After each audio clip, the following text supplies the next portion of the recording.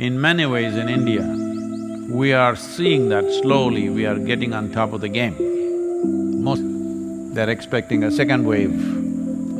They're saying the second wave in United States is certain and probably in China it will come back. Right now that's become their fear, that second wave will come.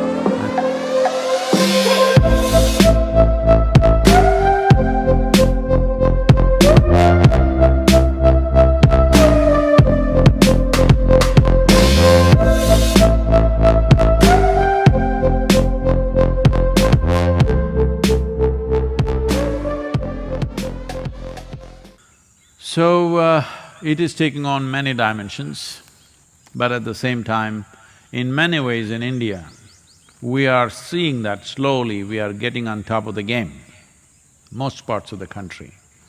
There are a few hotspots. Right now, the work is largely to separate them so that these hotspots will stay that way, rest of the country can get into normal process of activity. That's what right now the plan is, and they're looking how to do this effectively. If you do not know this, I think the next 4 days, a curfew has been declared in Coimbatore city, Salem, I think Tirupur is included, and Chennai, about 4 or 5 cities in Tamil Nadu. It's not a lockdown, it's a curfew, that means you cannot come out. It's not you're being requested not to come, you just cannot come out. Curfew generally means, it's not that they're going to do that.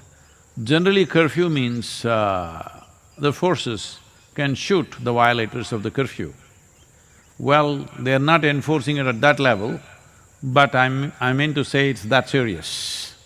That is the intent, to keep people totally in forcefully for 4 days.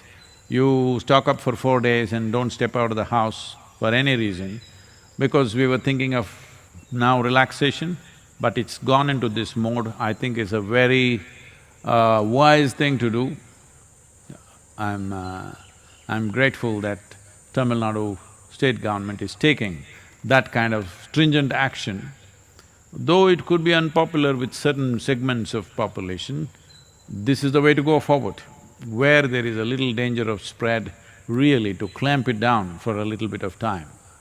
Wherever they're talking about their personal freedoms and moving around, well, people are falling dead all over the place. Of course we are free to die. So, this is very important. Now when partial relaxations happen, how we behave, each one of us, will determine not only the course of our lives, but the course of the nation's life and probably the world's life. That's where it is. There are many aspects which are unfolding about the virus itself, which is making it far more challenging. But in many ways, India as a nation is really, in a very fantastic way, on top of the game.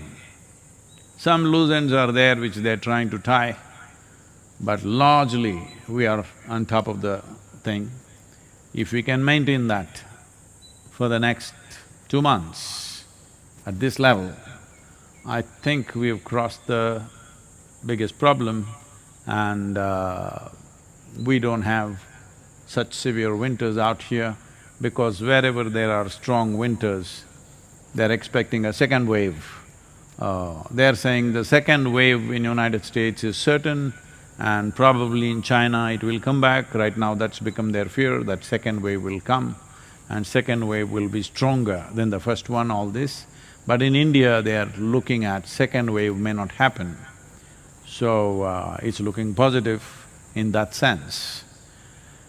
But everybody will be cramped. If one nation is going in a bad way, the whole world will live in fear, because all it takes is a few people to travel here and there.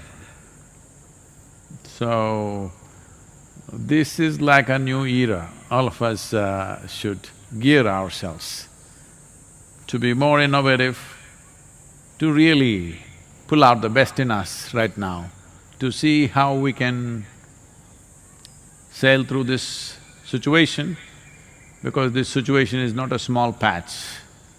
This situation is a little large pool we have to cross.